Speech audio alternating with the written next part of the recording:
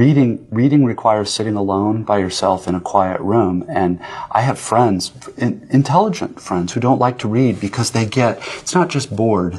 There's an almost dread that comes up, I think, here about having to be alone and having to be quiet. When you walk into most public spaces in America, it isn't quiet anymore. They pipe music through.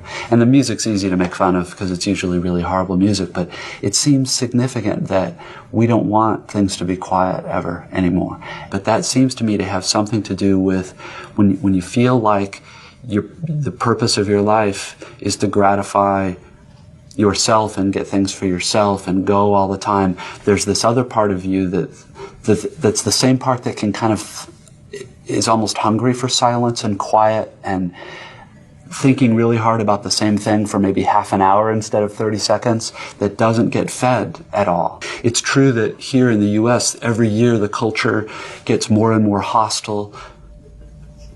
And I don't mean hostile like angry, just it becomes more and more difficult to ask people to read or to look at a piece of art for an hour or to listen to a piece of music that's complicated and that takes work to understand because, well, there are a lot of reasons, but particularly now in computer and internet culture, everything is so fast.